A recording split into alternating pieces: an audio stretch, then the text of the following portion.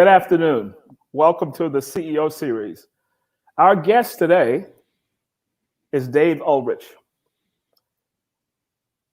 He's a professor at Ross School of Business, University of Michigan, partner at the RBL Group, the father of the HRBP model, and we'll have an extensive discussion around that. Dave has published over 200 articles and over 25 books. He's edited human resource management for close to 10 years. He serves on the editorial board of 4 journals, board of directors for Herman Miller, board of trustees for Southern Virginia University, and is a fellow at the National Academy of Human Resources. That's a hell of a biography. So thank you so much, Dave, for making the time at 6 in the morning from your side, 7 in the morning from your side, to be a guest on the show today. Thank you so much. What a privilege, Ron, to join you. I have seen some of the sessions on your show, and they're obviously exceptional. It's a great place to learn, not just to work. That was for you. Cool. Thank you so much for that. Great place to learn. You're exactly right, because we try and build this out as a learning vehicle for people in our profession, as well as the organization, because our audience is kind of a cross-section of those people. So I wanted to start off the conversation. You are the father of the HRBP model. For people that may not know what that means, that's a human resource business partner. You may have that model in your organization. That's been out a while. What do you think is what does a new model look like? If you had to start over again, what would the next iteration of that HRBP model look like? Well, first of all, let me say I'm the father of my children. Okay. In your region, I've had the privilege of being in the Gulf states quite often. I'm known as Abu Michael, which is actually more of an honor than the model. The HR business partner model is not a model locked in stone. It's not a statue at a period of time. Okay. It's an evolution of ideas. And we did a book called HR Champions in 1997. In the last 24 years, we've done about 8 or 9 other books and evolved those ideas. Obviously, I have a passion about this, and I'm happy to talk about. I think there are 3 evolutions in this model, or logic is better than a model, that have occurred. Number 1, HR is not about HR. Mm-hmm. That's an interesting insight. HR is about helping a business be successful in the marketplace. A lot of people in the HR field and business leaders say, oh, our job with people today is to give them a sense of belief, belong, to give people value. My sense is that's not right. Our job with people is to help our organization be successful in the marketplace. Because unless and until we win in the marketplace, there is no workplace. And so that assumption that HR is not about HR, but it's about success in the marketplace is so key. Number 1. Number 2, what does HR bring to help us succeed in the marketplace? So what do we do that allows us to succeed in the marketplace today? Both the financial marketplace, the customer marketplace, and the community reputation marketplace. 3 things. HR professionals working with you as a business leader bring 3 things. 1 is talent. Those are my fingers. We bring great people. Somebody quoted me once, and it wasn't me that said it. Everybody in the world has said it. People are our most important asset. And I said, you're wrong. People are our customers' most important asset. That's that number 1 point of HR outside in. HR is not about HR. It's about success in the marketplace. Point number 2, what do we contribute? Talent. The second thing we contribute is organization. We give an organization a culture, a set of capabilities that allow it to succeed in the marketplace. So we have talent, organization, and the overlap of the 2 is leadership. So I have 3 bullets real quick. Number 1, HR is not about HR. It's about success in the marketplace by thinking outside in. Number 2, we contribute talent, organization, and leadership. And number 3, how do we do HR for HR? That's where a lot of people get obsessed about the HR business partner model. They believe it's an issue of structure. Do we have the right HR structure? Do our specialists work with our generalists? What we've discovered in the last 23 years is that good HR is not about the structure. That's an interesting insight. So a lot of people get all obsessed. Do we have the structure of our specialist working with our generalist? Yeah. We COE. the COE, et cetera. To be honest, that matters. But we've identified 9 things that make an effective HR department. And in fact, let me tell you an insight, and then I'll shut up and get into your questions. I'm happy. By the way, structure is number 4. It's one of the 9. But here's what we've discovered in some recent research that's really cool. I don't know, Ron, if you're in a relationship. I've been in a relationship with my good wife for over 45 years. I'm obviously old. Not once in 45 years have we sat down on a Sunday night or a Thursday night in your region before the holy day and said, let's do a RASI, responsible, accountable, consulted, informed. Okay, we got to shop, we got to fix clothes, we got to do laundry, we got to do work, we got to take care of kids. Let's do a RASI. We've never done it. And you know what? It works. So we just did a major test with 400 companies. What matters more? The structure, who's got clarity of roles? And we had to get roles clear. That's dimension 4. Our 9th dimension is the relationship. Here's what we discovered. The relationship has more impact on employee value, business success, customer value, investor value, and community value than does the structure. So everybody gets all obsessed. Let's change the HR structure. And I bet we'll get into that. When my comment is, if you have good relationships, you can make a structure work. If you have bad relationships, the structure is not going to solve it. Okay, 3 points. HR is not about HR. It's about creating value in the marketplace through talent, leadership, and organization. And number 3, by building great HR departments along 9 dimensions. Boy, that was a mini lecture. I'm sorry I went so long. No, that was cool, because one of the things I've always thought about was that, and I always tell people, is that try and be perceived as a business person first and foremost. And your expertise just happens to lie in human resources. Absolutely insightful. One of the things we found, and you can't have an impact unless you're invited to the discussion. So you got to be invited. The skill that we found, and we've done research on HR competencies, it's number 8 out of our 9 HR dimensions. We've got data from 100,000 people. We're just finishing up the 8th round. If in order for me to be invited to that dialogue, I've got to be a credible activist. Given, I know you've worked at Xerox, you've worked at other great companies. For you to get invited to the dialogue becomes the first step. Because if I'm not in the room, whatever I know doesn't count. But I got to get into the room. And that requires a sense of credibility. People trust you. When Ron comes into the room, he's going to have something to say. By the way, the second thing we found is once you're in the room, do not talk about HR. Oh, should we have a 4 or 5 point appraisal system? That's not why you're in the room. You're in the room to help us win in the marketplace through talent, leadership, and organization. So, but you got to be a credible activist to get in the room. And then you got to be a business strategic partner is what we've called it. Anyway, whatever the word is, business knowledge, etc. I understand. Got it. I understand exactly what you're talking about. The challenge is, in a lot of cases, is that the people that are sitting in that seat, the big seat, because I hate that euphemism, the seat at the table. People are sitting in that big seat. They could be intimidated by all what you just said. I sure hope not.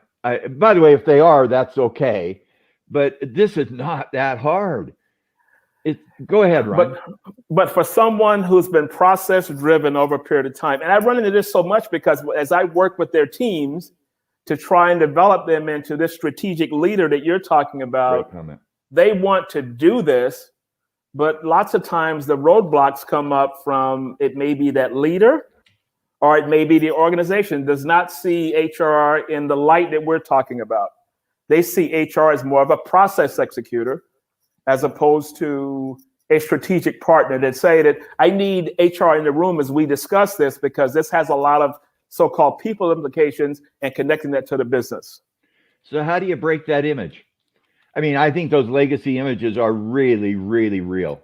And it's a sad story, but I like Robin Williams, and I know if he may not be popular in this region, but he was, he was awesome.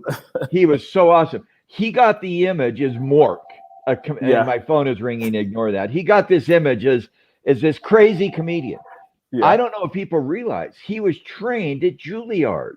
Yes. He was trained with Christopher Reeves as one of the 2 best actors in the world the year he got trained. That's right.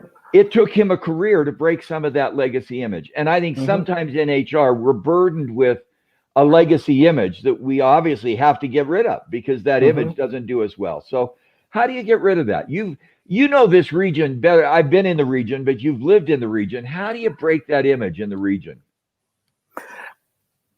You're going to have to develop a relationship. You mentioned relationships as you were talking through in the beginning, building a relationship with people. So what I normally link that to is that if you think of a salesperson, key account salesperson, they could have 10 accounts, but each account they approach differently. Why do they do that? Because they understand the relationship and they work from that relationship. So if I've got a C-suite of 5 people, that's 5 different mindsets. Great. You may have one that's a fixed mindset, but you may have 2 that are growth mindset and really want to understand the impact that you can have. But it's the relationship building aspect from a composite perspective. I think that's more important today than a lot of the others. We just said being a credible activist, get the relationship, it gets you into dialogue. Yes. And unless you can have the dialogue, the other thing I might suggest to those who are struggling with this, it's pretty easy. Start with a question. What's on your mind to the business leader? What are you worried about? What's your scorecard? What are the things that matter to you? I'll tell a quick anecdote, and I don't mean to throw anyone under the bus. No, that's okay. A few months ago, I got invited to a lunch, and somebody had created, and I don't have my phone with me, but they had created the single greatest app for employee engagement ever. Yeah. So they showed me their phone. They showed me the sentiment. They could do all this stuff. And they spent about 20 minutes talking about this app, saying, Dave, this is so good. It's so good. Look at our measures. Look at the data we've got. Look at our engagement scores from this app. And they said, would you be willing to sponsor us and help us? And I said, why should I? And they said, what do you mean? And I said, why should I? And they said, because it's so good. And I said, how come? Now, what was the point I was making? You don't start good HR with HR. That was my first point. You start with, what's the business issue you're worried about? Yeah. So I sit down with a business leader. What are you worried about today in your business? What does he or she say? Our innovation cycle time is too slow. Our margins are too low. Our customer retention rate is not high enough. You know what? Would you like me to give you talent, organization, and leadership to solve that problem?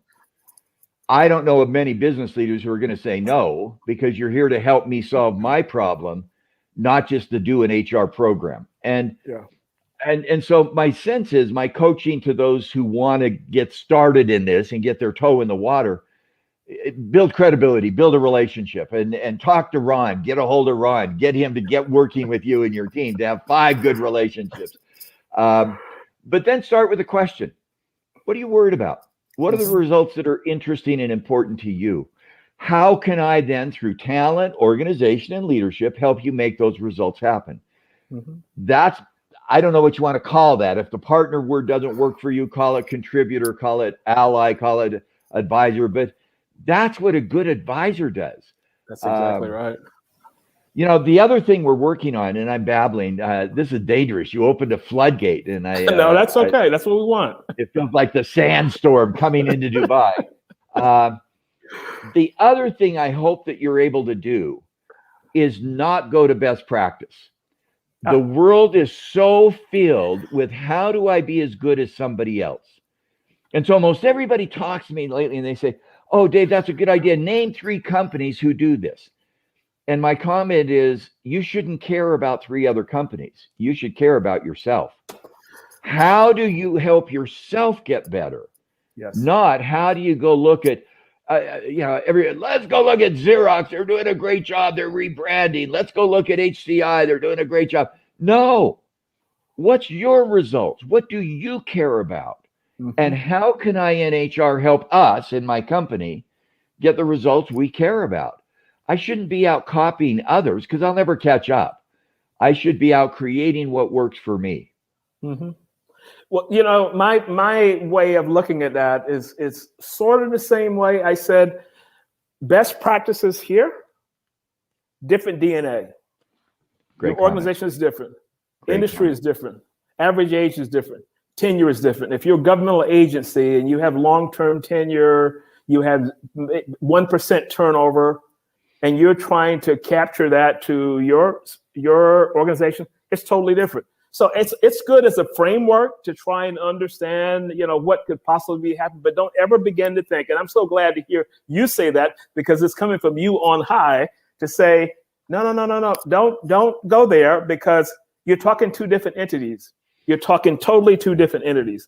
The other key piece, based on what you talked about, was that understanding the challenges. So we talked about relationships. We talked about building up relationships with clients. I want to know what's keeping you up at night. What is the major challenge in your department? If I'm an HRBP sitting in, say, marketing, I should know that.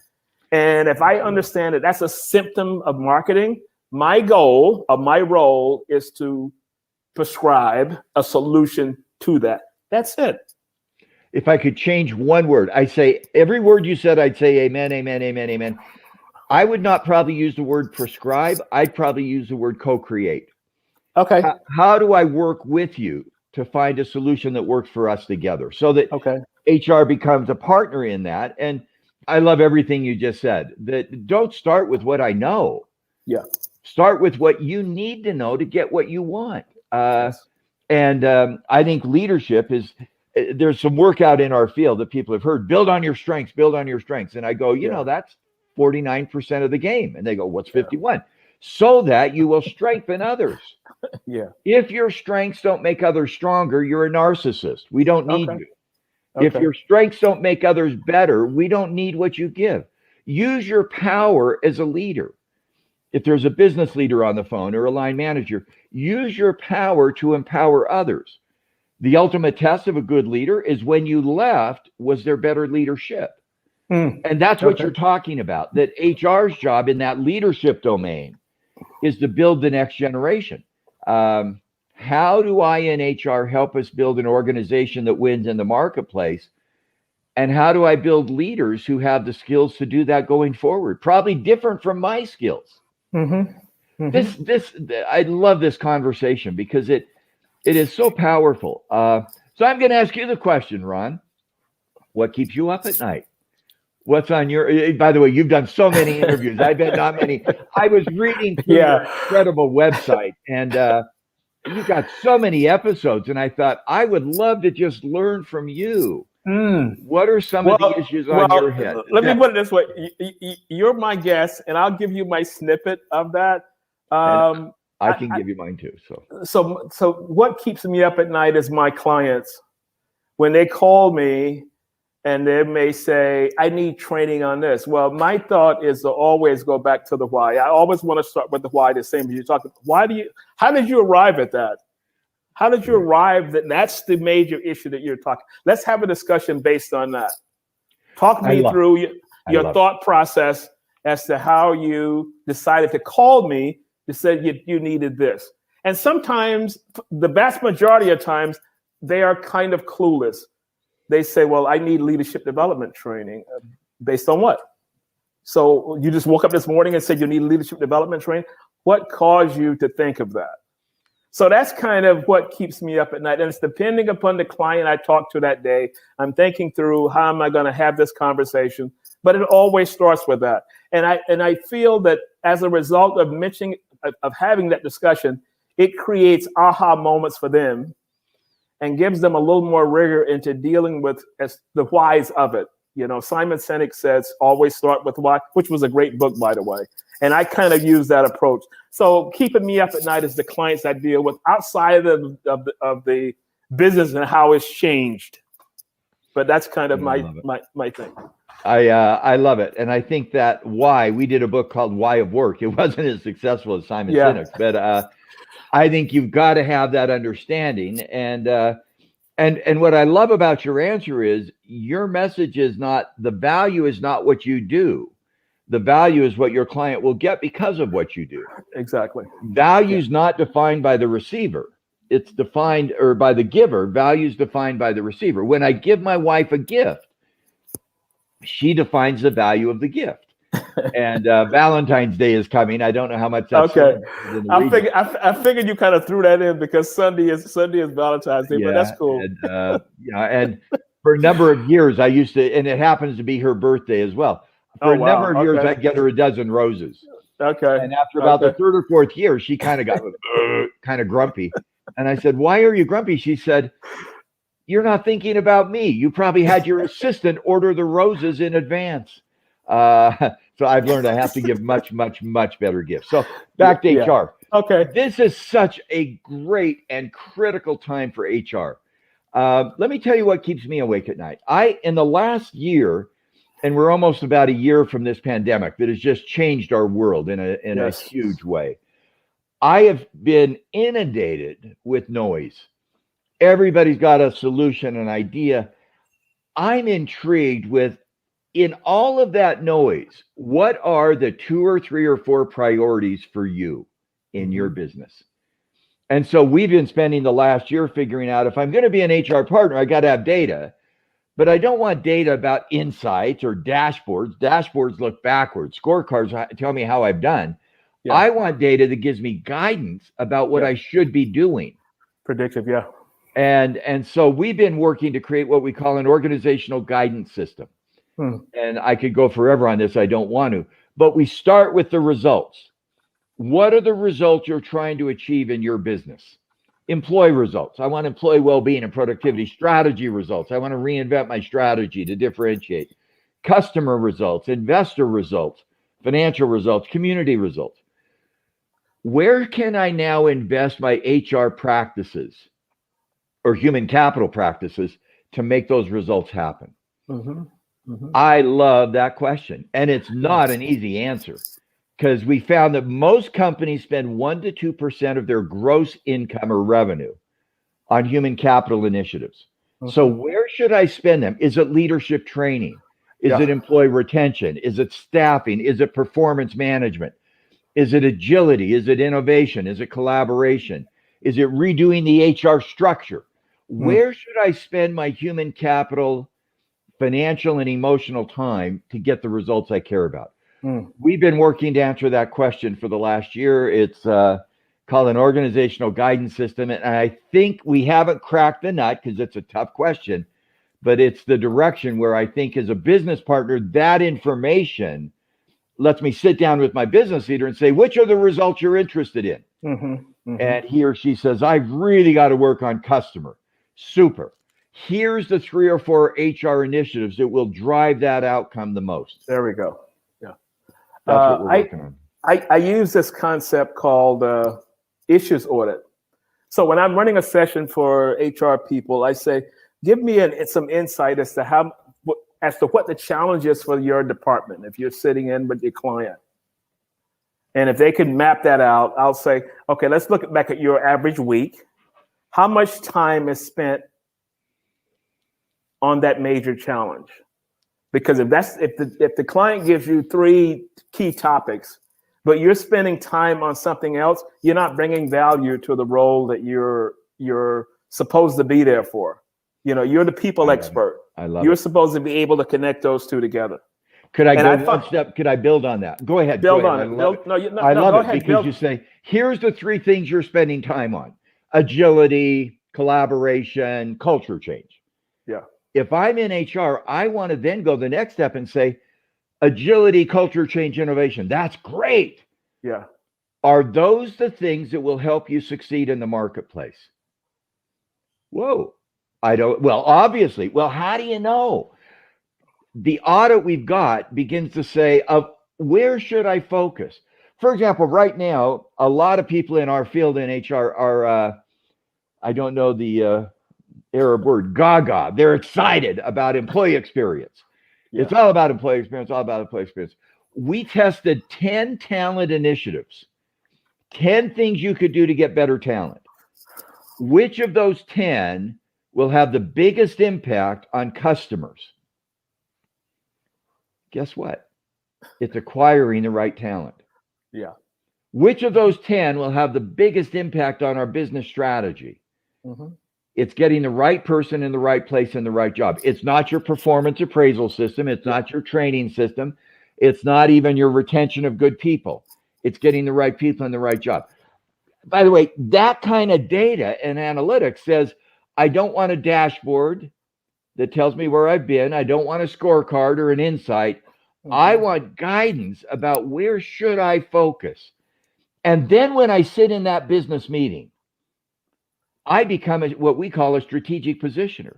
That's right. I'm helping each of those 5 members of the team that you've got a great relationship with, because Ron has made that happen.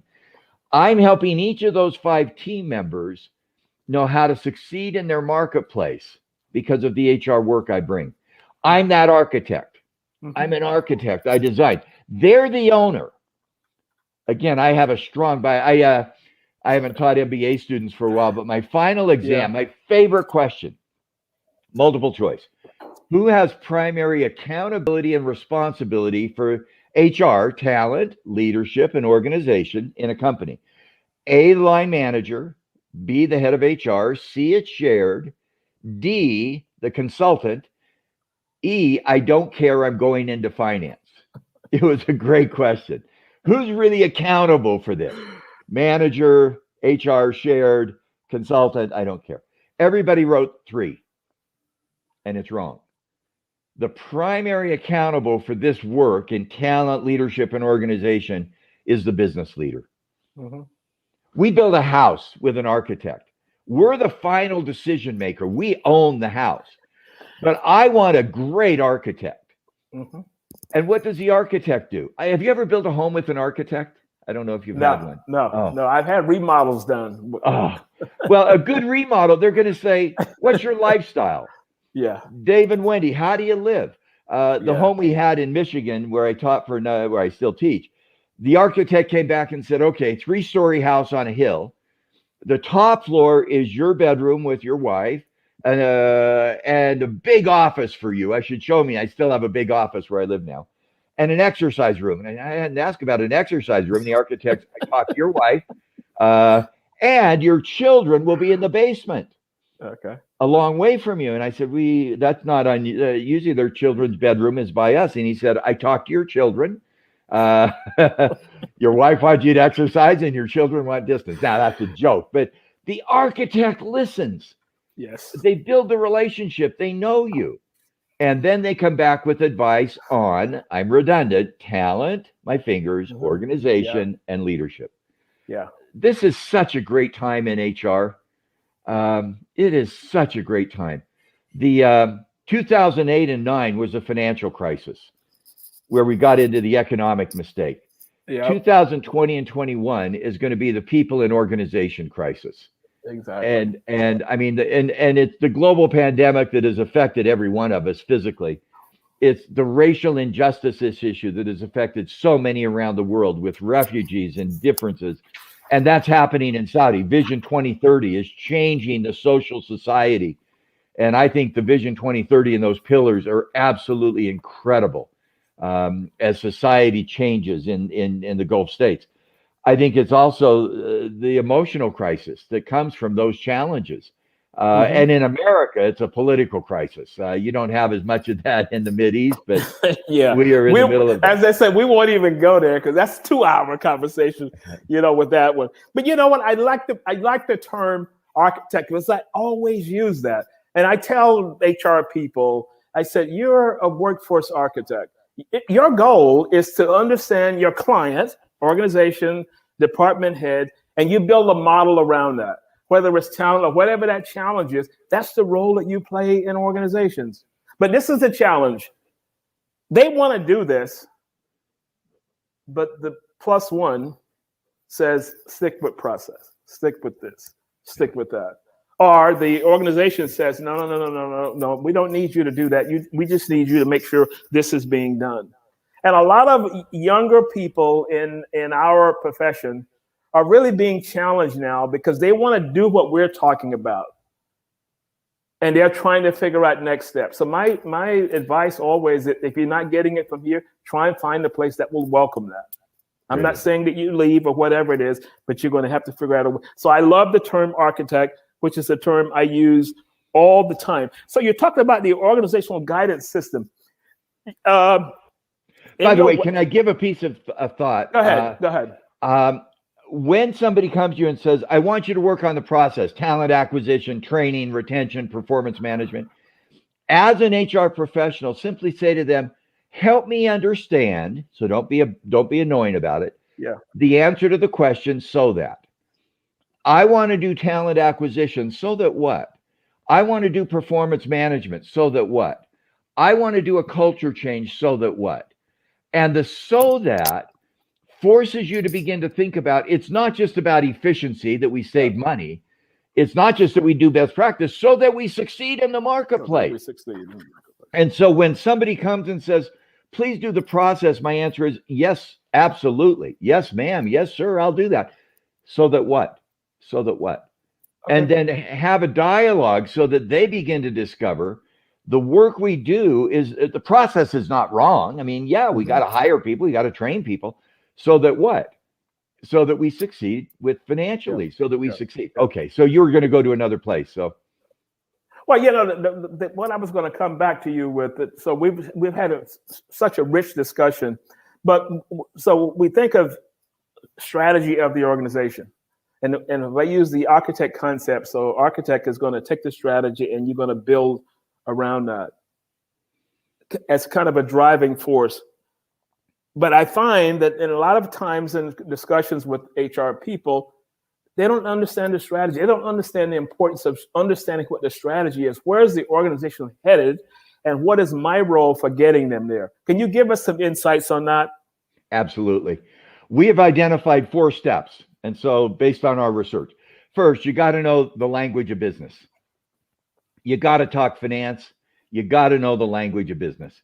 And by the way, some HR people get scared. I was an English major. I didn't study business. It's 20 vocabulary words: net EBITDA, net cash flow, net present value. If you're an HR professional and you can't go learn 20 vocabulary words, you got a bigger problem. Yeah. Get over it. Go take a finance person to lunch and say, here's the annual report, here's the balance sheet, here's the income statement.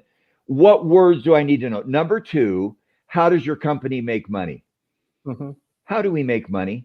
How do we charge? Dirham, where do we make money? Number 3, who are our customers and competitors? What's the setting in which we work? Our suppliers, what's the value chain? So what's the language of business? Get to know it. How do we make money? Look at the value. What's the content? And number 4, what are the changing business conditions? What's the technology, the social setting, the political environment? What are those conditions that are going to affect us? So again, once I sit down with an HR person, they say, I want to have that discussion. Can you talk business talk? Yes. Again, if you can't, I mean, it's hard to have a dialogue. Yeah. Do you know? Go ahead. Go ahead. No, I've said the 4. No, you know, I thought of that when you just mentioned that comment, and I tell people jokingly, I said, if you came into this session this morning and I started speaking Arabic, by 9:10, you'd be ready to leave, because if you knew I was going to speak Arabic throughout. I said, this happens to you every day. When you go in a business meeting and you're speaking HR and you're not speaking business. Absolutely. Because when I asked the question, what was the total revenue of your organization? What was the number 1 revenue generating product? What is the challenge in your product line that's maybe trending downward? What is the trend? You get this HR look, because I'm not picking this up, but exactly what you just said. Understanding the business component, understanding the business more so than the HR piece, because your role is to make sure all that happens. Totally agree. And here's an insight. I'm going to demonstrate it. J'habitais à Montréal pour 3 ans. Et pour 3 ans, j'ai dû parler en français. J'étais président d'une église. Okay. I just did 10 seconds in French. I lived in Montreal for 3 years. I ran a church. You know what? My French was not perfect. It was not perfect. In fact, somebody came up to me and said, Président, tu parles français comme un mignon. She said, you speak French like a young, spoiled child. And you know what? I laughed and I said, do you understand what I'm saying? And she said, yes. And I said, then it's okay. I don't need to be a chief financial officer.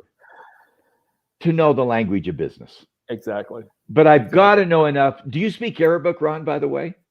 No, when I was living in Saudi, I took an Arabic course on Saturdays, and I sat through maybe 2 sessions, and I said, the learning curve was too steep. I get it. By the way, I speak bad French, but people understand. So I don't have to be perfect in finance, and you got to get it. But be careful. That's not enough. How do we make money? Mm-hmm. What's our customers, competitors? What's the setting in which we work? And what's the global context? I hope. By the way, I love your word architect. We've obviously grown up on the same addendum with David Nadler and some of those folks in Delta Group. Yeah. Who, I couple it with another word, and it's architect and anthropologist. What an architect does, they build what's there. An anthropologist envisions what can be. So an anthropologist, a lot of people talk about HR should be linked to the strategy. And so the metaphor is strategy is a mirror. And in that mirror, I'll put an HR agenda. So the strategy is shorter cycle time for product promotion. Good. I'll do talent, leadership, and organization. I like to look at strategy as a window. Okay. Look through the strategy to the outside world, our customers, our investors, our market opportunities. And then I become an architect, and I begin to see what's that outside world, what's going on out there, and how can I help my business leader, how can I partner with them, or whatever word you want, move forward. And to me, architect designs the building, anthropologist creates the new building of where we could go. And I think good HR people do that. Again, this isn't intimidating. Get on, contact Ron, get on our website. I post on LinkedIn, and we try to take these ideas. Get on rbl.ai. That's the guidance system. Take a free assessment to go get started. Go get started. And by the way, not all HR people are going to want to do it. There are some HR people who are beholden to that process. Yeah. They don't want to let go. They don't want to let go. They don't want to let go. And that's okay. Be warned, in a new AI world with artificial intelligence and machine learning, if you're locked into a prescribed way of doing things, technology is likely to take that over. So, but anyway, boy, what a delightful conversation. Yeah, it's awesome. But I want to ask you a question though. So you talked about how we can make that transition, how we should be thinking of making that transition. But how do we sell that to a leadership team that's maybe stuck in another time zone, if I can use your phrase? I love it.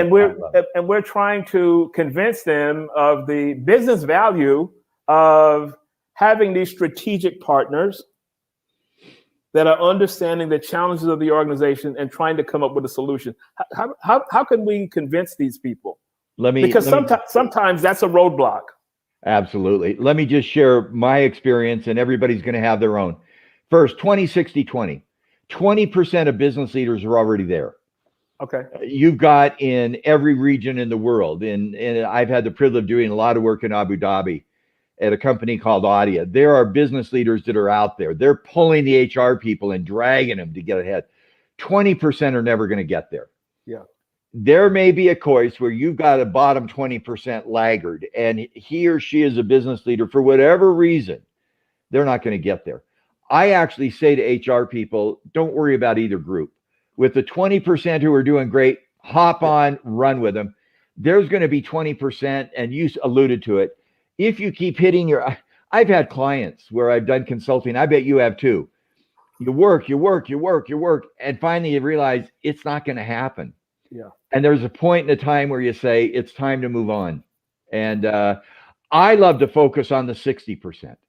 What can I do to help them see the value to them? And where I start is where we started. What's the goal you have? What are you trying to accomplish? What keeps you up at night? I love your question. Yeah. Do you want me to help you get there through talent, leadership, and organization? I can help you get there. Well, don't come to me with the latest performance appraisal program. Don't come to me with the latest staffing process. Don't come to me with a career plan. Yeah. Those are the things that will help me get what I need. And when I can build that bridge with the top 20%, it's easy. With the bottom 20%, it's difficult because I think sometimes leaders spend 80% of their time trying to convert the bottom 20%. Yeah. And it's not a good use of our time. By the way, you can argue it's not 20% for me, it's 5. That's a silly game. Yeah. There are always some who won't get there. So your company, RBL Group, I follow you, and you have interesting articles and access to summaries.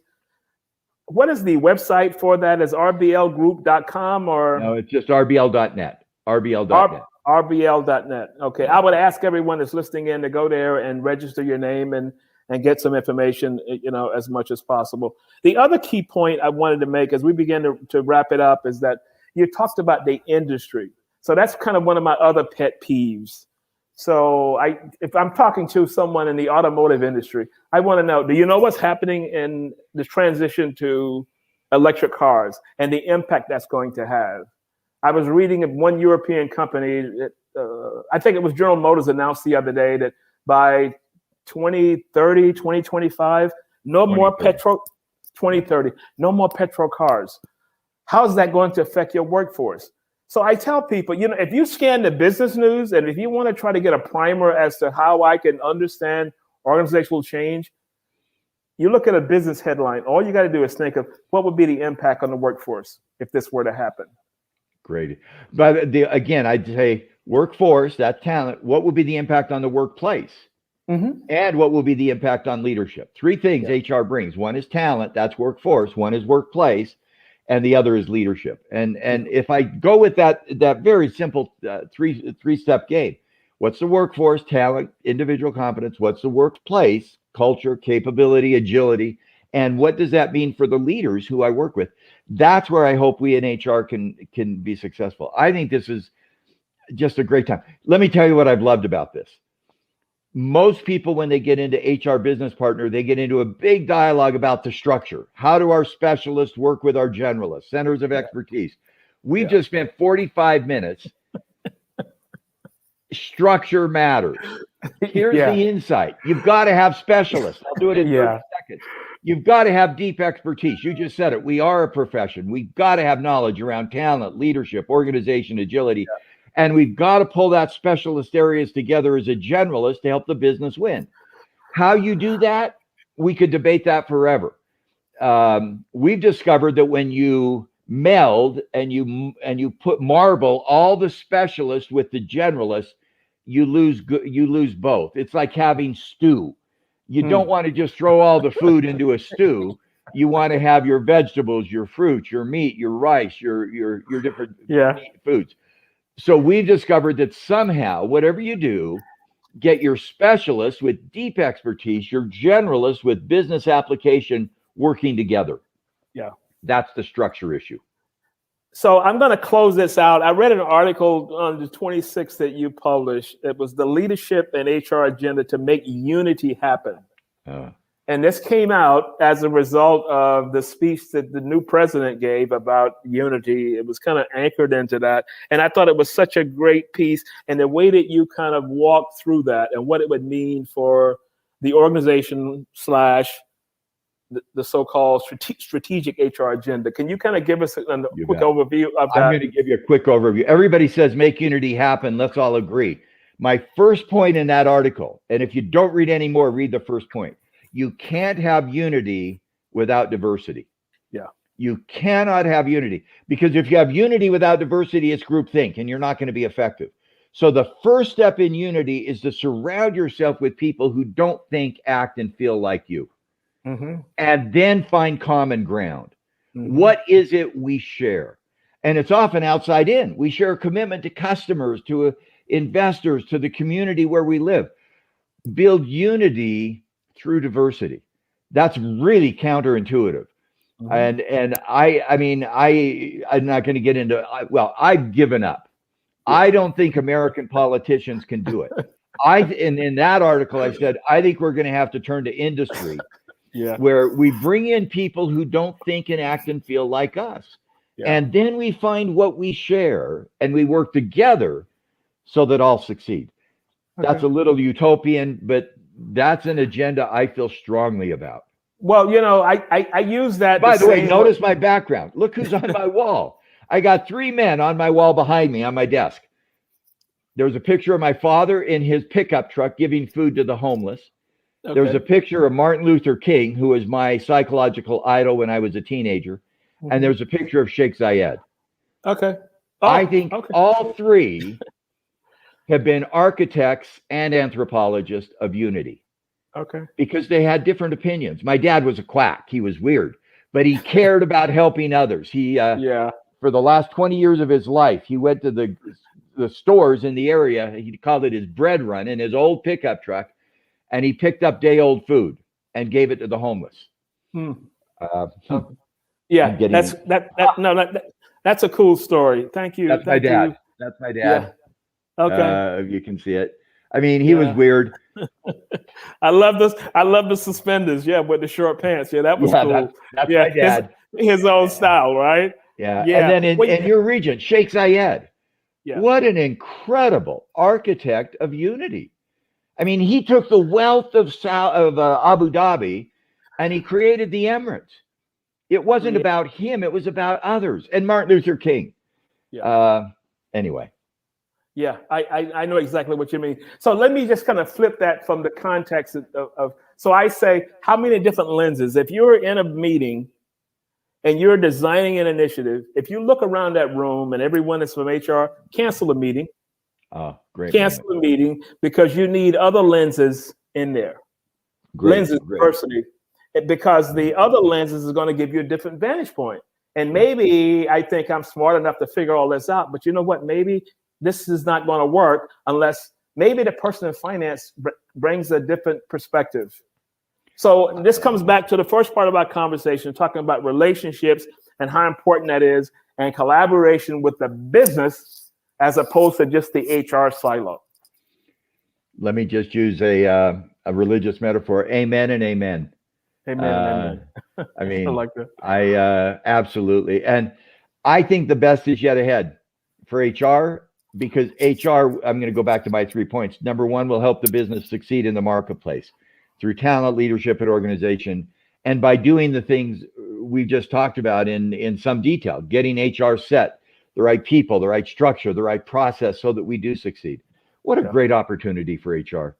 Ron, I so admire what you're doing. And we love we have people on the phone from around the world. I think we saw somebody from the Philippines, but the Gulf States region is just prime for some of this success, because in that region, you're turning the assets in the ground, the oil, the gas, the natural reserves, to the assets above the ground. Mm-hmm. And that transition from in the ground to above the ground in the minds and heads of the people and organization, that will be the challenge for the children and grandchildren and great-grandchildren of those who run companies in that region. And I hope HR can be a player in helping make that happen. Wow. It's such an insightful 45 minutes that, wow. All I can say is wow. Dave, thank you so much for getting up early to make sure we could pull this off. And I really appreciate you. I see that you're going to be here in Dubai, not in Dubai, but you're going to be speaking at Informers Conference coming up soon. I just saw that notice the other day. Last time we met was at Informers Conference, back when we were having conferences. So thank you so much for being a guest, and let's stay in touch. For people that are listening in, go to the rbl.com and register. .net and register, and this way you can get insights on some of the things that Dave was talking about, some of the models he was talking about. So thank you so much, and we'll be in touch. Thank you so much. Thanks. Okay.